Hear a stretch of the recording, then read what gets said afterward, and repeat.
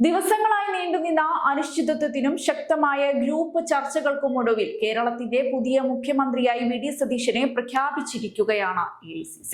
പ്രഖ്യാപനത്തിനു പിന്നാലെ കോൺഗ്രസ് പ്രവർത്തകരിലും UDF അനുയായികളിലും ആവേശം പ്രകടമായെങ്കിലും നേതൃനിരയിലെ അതൃപ്തി പൂർണ്ണമായി മാറിയിട്ടില്ലെന്ന സൂചനകളാണ് പുറത്തുവരുന്നത്. ഹൈക്കമാൻഡിന്റെ തീരുമാനത്തെ പൂർണ്ണ അച്ചടക്കത്തോടെ അംഗീകരിക്കുന്നുവെന്ന് KC വേണുഗോപാൽ വ്യക്തമാക്കി. നേതൃത്വത്തിന്റെ തീരുമാനം സന്തോഷപൂർവ്വം സ്വാഗതം ചെയ്യുന്നു. സർക്കാരിന്റെ മുന്നോട്ടുള്ള പ്രവർത്തനങ്ങൾക്ക് എല്ലാ പിന്തുണയും നൽകും.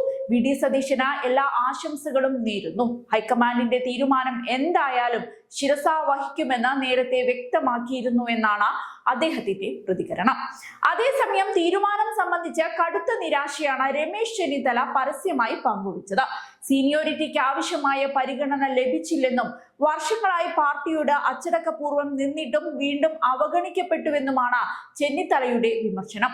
തന്റെ അതൃപ്തി ഹൈക്കമാൻഡിനെ അറിയിച്ചതായും അദ്ദേഹം പറഞ്ഞു.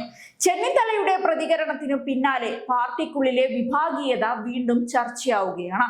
നിയമസഭാ കക്ഷി യോഗത്തിൽ പങ്കെടുക്കില്ലെന്നും പുതിയ UDF മന്ത്രിസഭയിൽ ചേരില്ലെന്നും ചെന്നിത്തല അനുകൂലികൾ സൂചന നൽകിയതും രാഷ്ട്രീയ വൃത്തങ്ങളിൽ വലിയ ചർച്ചകൾക്ക് വഴിവെച്ചിട്ടുണ്ട്.